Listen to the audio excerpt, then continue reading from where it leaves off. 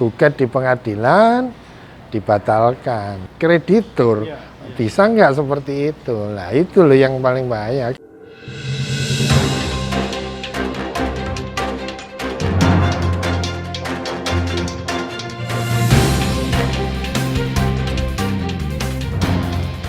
Selamat siang Pak Gun. Selamat siang.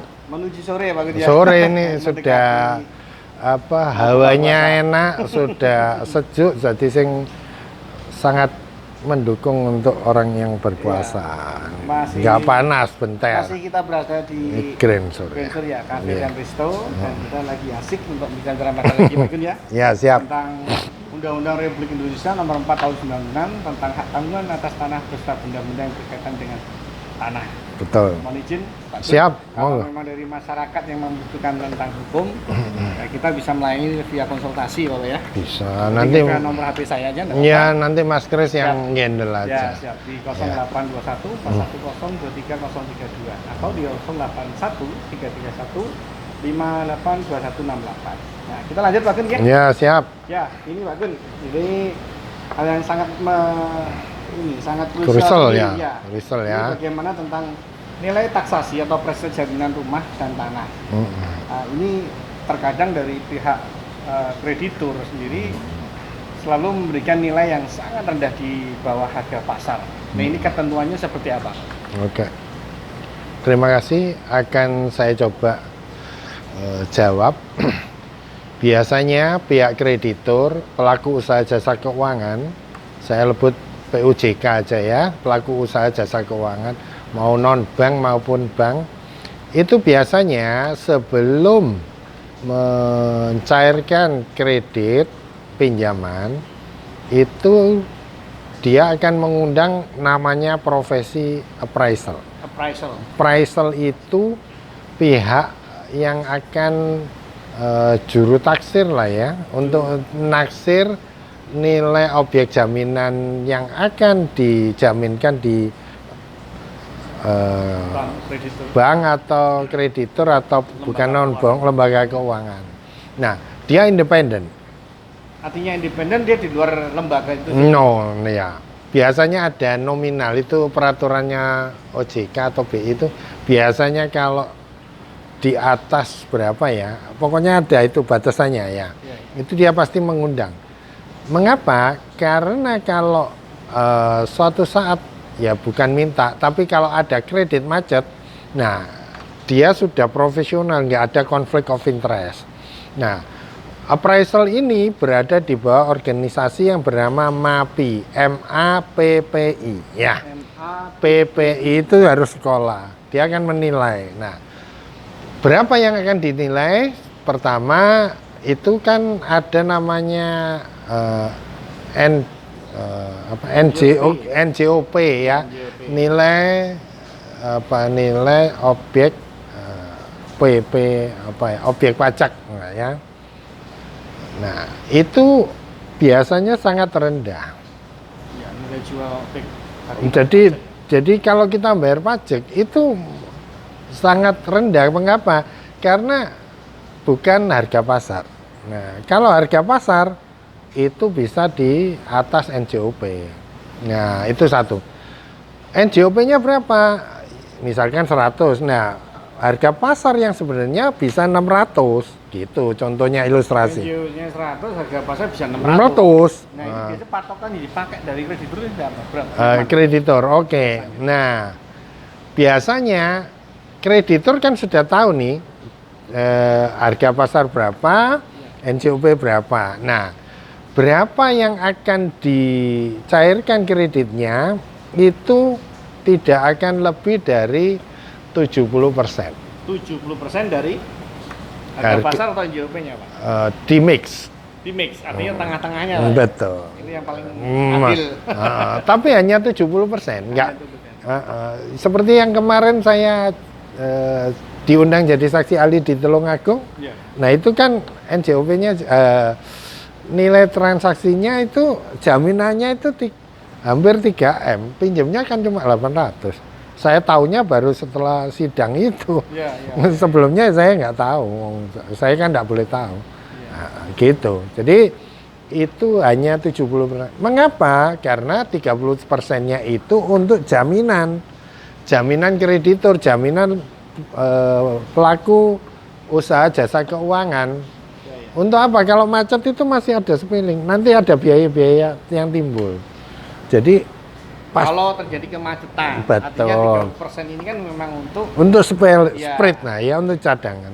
Jadi nggak mungkin dikasih 100%. Tapi kalaupun dikasih 100%, nilainya masih di bawah harga pasar. Ya.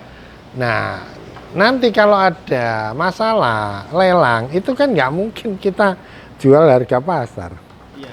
Nggak mungkin, nggak laku itu di lelang. Nggak bisa, nggak mungkin. Siapa yang ikut mau lelang? Nggak mungkin. Di lelang itu kan banyak yang kepingin beli itu. Nah, ini selanjutnya gimana? Pak? Ya, monggo. Yang paling sangat harus dipahami. Nah, gimana? Baik terhadap kreditur atau mungkin dari debitur sendiri. Apakah HT tadi, tanggungan tadi, bisa diperjualbelikan lagi? Gitu Pak. Diperjualbelikan maksudnya gimana? Artinya kalau hati itu sudah tahu dihatikan ke kreditur, ternyata dari kreditur sendiri diperjualbelikan lagi, atau sebaliknya dari dua kubu tadi salah satu melakukan satu prestasi atau mungkin sepihak dijual. Nah ini ada peraturan perundangannya Kak, apakah diizinkan atau tidak seperti apa? Oke. Jadi hak tanggungan itu dia akan mengikuti bendanya kemana saja ya. Biasanya itu ada yang namanya cesi. Cesi itu dioper ke kreditor lain. Dioper. Ada diaturan di Kitab Undang-Undang Hukum Perdata pasal berapa itu ada cesi. CESSI. Nah, itu bisa. Tapi harus diperjanjikan. Katanya kedua belah pihak harus perjanjian itu ya. Sebelumnya di perjanjian bila mana macet akan dialihkan ke kreditor lain. Maksudnya di kreditor lain akan mengambil membayari itu tadi. Maksudnya dijual ya. Terus yang kedua itu ada yang namanya subrogasi, itu pihak ketiga yang melunasi. Bisa. Ya, yang juga melunasi. Mungkin dulur ya apa nih melunasi ya, itu bisa. Jadi tapi istilahnya bukan dijual belikan, digantikan ke kreditor lain ya. Nah, jadi kalau kita bicara hak tanggungan pasti jarang yang dioperkan, kecuali sudah parah gitu ya sudah tidak ada langsung dioper. Nah, yang paling bahaya pada waktu dioper itu hak debitur itu dia nggak tahu, kan ganti karakternya kreditur. Bisa nggak seperti itu? Nah, itu loh yang paling bahaya. Kalau artinya memang tidak semua itu berarti masing-masing ada karakter. Iya, kita kan haknya mereka. Nah, betul, polisinya mau disuruh besok bulan depan dilunasi. Kalau enggak lelang eksekusi mabuk. Ya kan gitu. Ada lagi gini Pak. Gimana? Ketika ada satu ruko, rukonya ini besar Pak. Biasa dia pakai toko busana. Ketika pemilik itu juga pelaku usaha, sudah meminjamkan sertifikatnya kepada sebuah lembaga keuangan, bank ini tertentu. Ternyata di kemudian hari bisnis untuk jual pakaiannya ini bangkrut, pilot. Artinya tidak berjalan ketika mulai modal tidak berjalan sesuai dengan angan-angan dari debitur dari pemilik dari rumah itu sendiri. Pemilik. Nah, berjalannya HT ini, katakanlah masih 2 tahun. Tapi boleh nggak sih ketika pemilik tanah dan pemilik toko ini itu memberikan kontrak kepada orang lain pihak ketiga selama 5 tahun atau 10 tahun dengan angka tertentu? Padahal tahu kan HT-nya sedang berada di lembaga keuangan. Apakah ini juga diperbolehkan secara perundangan ini? Oke. Saya tidak hanya sebatas jual beli, Pak. Dikontrakkan apa bisa? Disewakan. Ya, disewakan. Jadi kalau kita bicara di pasal 11, itu di pasal 11 ya. Huruf 2A, 2A, 2B itu pemberi hak tanggungan itu, debitur itu kewenangannya dibatasi. Debitur kewenangannya dibatasi. Dia kan pemberi hak tanggungan nih. Betul, betul. Nah, yang pemilik tanah ini haknya dibatasi. Dalam hal apa? Contohnya tadi menyewakan, menjual, meminjamkan ke pihak lain itu harus seizin penerima hak tanggungan, dalam hal ini kreditor atau mungkin dari lembaga keuangan. Wah, yang miliar. Jadi nggak bisa. Jadi jangan sampai nanti disewakan terima uang, nah nanti pasti salah karena melanggar. Dilaporkan ya Pak. Bukan hanya itu namanya PMH ya. Perbuatan melawan hukum. Iya, walaupun ada perjanjiannya kan dilanggar pasal yang 11 itu. Jadi bukan prestasi, kan ada kerugian itu nanti. Nah, dia kan terima uang, harusnya uang itu dengan izin yang itu dititipkan ke bank, mengurangi ke pokoknya, bukan terus dikantongi ngono. Iya. Nggak boleh Mas, nggak bisa. Mungkin dasarnya memang udah itu mau nggak mau kan udah milik hampir 100% udah punyanya bank. Iya. Belum punyanya bank. Bank itu hanya sekedar kan dipasang tanggungan. Jadi sertifikatnya misalnya Pak Bejo. Di sertifikat SHM SGB itu diganti PT, misalkan bank bla bla bla, PT koperasi bla bla bla, begitu. Ya. Baik Pak Gun. Ini ada lagi yang bertanya nih. Tadi WhatsApp sudah masuk, mau bertanya tentang, mohon maaf Pak Gun, saya siapkan dulu Pak Gun. Nah ini, jadi ada dari warga yang mau nanyakan di saya di Ponsel Konsultan Hukum, Pak Gun, apa bisa sih diambil jalan damai itu sebelum dilakukan lelang? Terus bagaimana caranya Pak Gun? Ini kan mau lelang udah duk-duk kadang-kadang spot jantung. Iya, apalagi itu kan spot jantung. kan sudah menjadi ini apa namanya? Ya turun temurun lah dari pihak keluarga besar kan juga belum bisa terima ketika ada dilelang. Bisa nggak dilakukan dengan damai itu? Caranya gimana? Jadi pada dasarnya lelang itu kan jalan terakhir. Lelang jalan terakhir. Ya, jalan terakhir lelang itu. Terus yang kedua, itu masih ada upaya penyelesaian para pihak antara debitur dan kreditur. Contohnya saya pernah 2 jam sebelum lelang. 2 jam? Sebelum dikedok. Sebelum dikedok lelang. Gimana ceritanya Pak Gun? Jadi begini, pihak debitur itu membawa uang untuk melunasi. Pak, jangan diteruskan. Maksudnya begitu. Itu masih memungkinkan. Tapi kalau bisa ya jangan 2 jam. Spot jantung nih. Gitu ya? Karena apa? Kalau begitu dia sudah pindah, maka kita tidak bisa nututi. Jadi nek sampean niku wis ganti orang, itu nggak bisa nututi ya apa carane. Tapi kalau masih di bank, kan kita bisa nego. Ya wis Pak, tak tebusin lah, segala biaya yang timbul tak bayar. Tapi kalau sudah ganti pembeli si A, si A ke B, B-nya apa mau? Nggak mau, nah itu kesalahan. Jadi usahakan minta izin ke bank dijual di bawah tangan. Dijual di bawah tangan. Tapi persetujuannya bank atau lembaga yang sepengetahuan atau persetujuan dari gitu ya. Jadi ada temponya Pak? Ya, iya di tempo. Bank kan akan melihat etikat baik kita, menjual benda tidak bergerak, tanah dan bangunan ini kan beda seperti jual emas. Sampean malam ini dodol 1 kilo 2 kilo wis gak ada dinyang, tapi rumah sopong nanti dulu. Nah, bank akan mempertimbangkan itu. Jadi kenapa bank memberi kelonggaran? Karena nanti akan dijual dengan harga yang paling menguntungkan, harga yang paling tinggi untuk debiturnya, ya. Kayak gitu ada nggak Bang? Ketika dilelang itu ada katakanlah apa? Mohon maaf Pak Gun, ini kita Ada beberapa teman kan mengatakan ada yang bank merasa bilangnya rugi, ada yang merasa setelah lelang itu ada kelebihan dari lelang itu. Itu ada nggak dari pihak debitur sendiri yang bisa diposisikan dalam keadaan tertanggung situ? Artinya begini, ketika utang di bank, debitur ini katakanlah 1 M. Di kemudian hari ternyata ketika ketidakmampuannya membayar, dilelang ternyata lakunya 1,4, ada selisih 400 juta.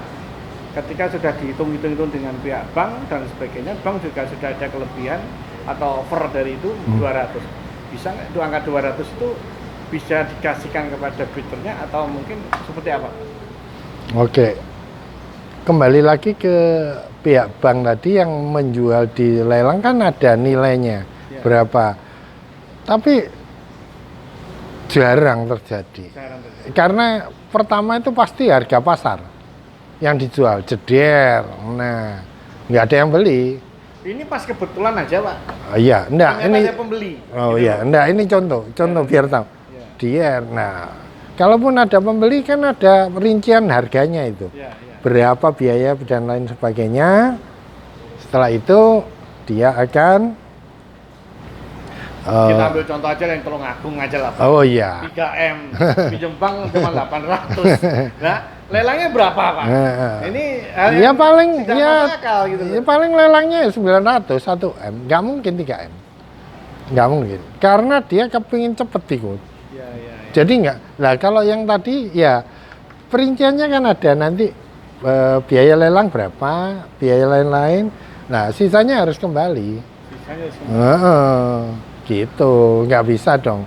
Nanti dia kan ya tahu. Titipkan pengadilan gitu. Nah, ini balik lagi, Pak. Apa? Ada apa sih menjadi kekuatan hukum tentang eksekutorial dengan adanya HT ini? Oke, saya jawab. Eksekutorial itu di pasal ini. Sebentar. Nah, pasal 14. Pasal 14. Demi keadilan berdasarkan Tuhan Yang Maha Esa.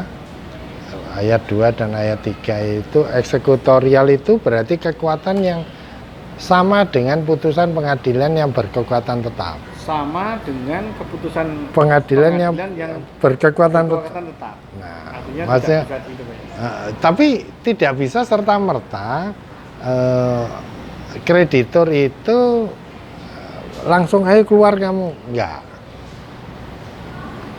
Enggak loh. Dia akan minta permohonan penetapan, misalkan eksekusi, pengosongan setelah lelang. Nah, iya kan. Pengadilan tanggung jawab itu. Nanti kalau ada apa-apa, nah, seperti itu enggak terus. Ada nilai lagi pastinya, Pak ya. Oh biaya nggak bisa. Lah itu terus biayanya berapa itu? Orang polisi bukan polisinya minta uang bukan. Itu biaya misalnya orang jaga 1 pagi sampai sore gambok kemangan dah. Maksudnya lah itu berapa? 2 truk itu berapa? Terus biaya pengadilan berapa?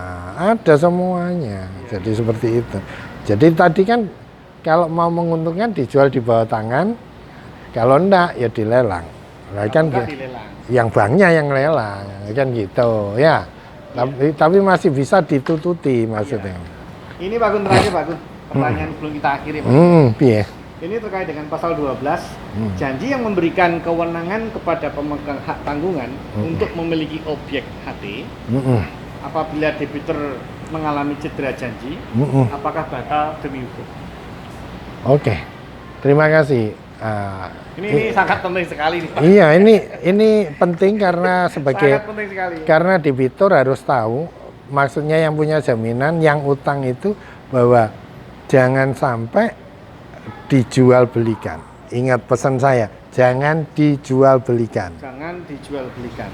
Anda datang ke bank itu harus tahu, iki bunyinya ini loh, bunyinya kan surat utang piutang, surat pinjaman kredit, bukan surat akte jual beli, bukan surat akte jual beli. Itu perlu saya perlu saya tanda petik.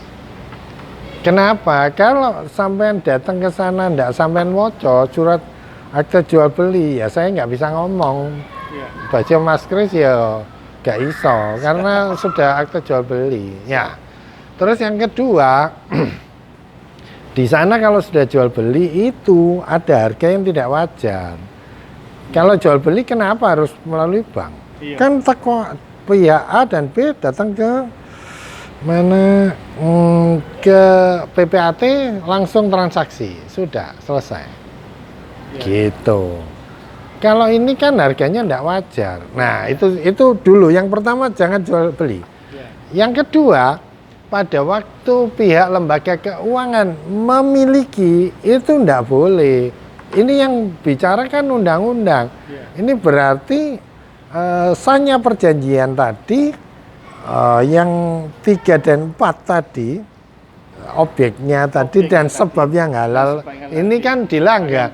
Lah makanya batal demi hukum. Nah, jadi bisa digugat di pengadilan dibatalkan, tapi gugatannya batal demi hukum, null and void gitu bahasanya. Ya, makin asik nih Pak.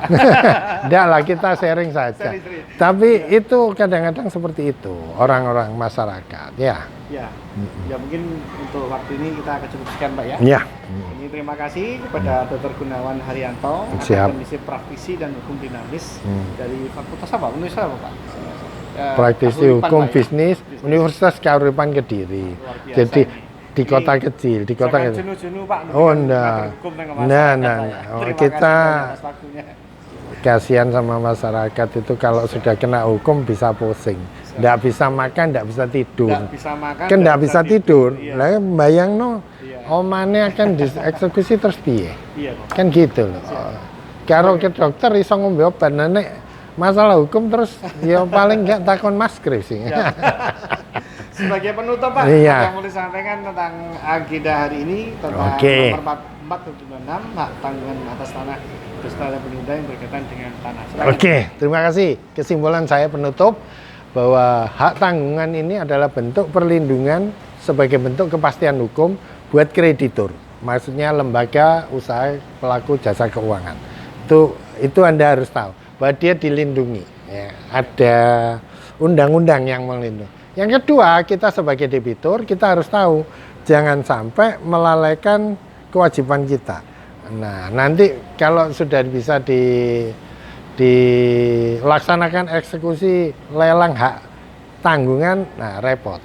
Nah, seperti itu. Yang ketiga, jangan tanda tangan sebelum baca. Itu bunyinya apa? Bunyinya bukan dibaca dan dipahami Pak. Kalau tidak setuju jangan tanda tangan. Bukan akte jual beli, bukan akte jual beli ya sekali lagi. Tapi akte Kredit tadi. Pemberian hak tanggungan APHT. Jadi modelnya APHT itu dua, satu dari notaris, satu dari BPN dijahit jadi satu. Nah, bukunya keluar hak tanggungan gitu. Nah, selama namanya lembaga keuangan itu nempel di sertifikat sampean tidak akan bisa jual. Caranya bagaimana? Ya dilunasi. Ya. Gitu saja. Ya. Iya, masih. Ya. Selamat sore, hari ini kita akan akhiri bagaimana belajar tentang hukum tentang Undang-Undang Republik Indonesia Nomor 4 Tahun 96. Next kita akan belajar bagaimana materi-materi hukum yang lainnya bersama dengan Dr. Gunawan.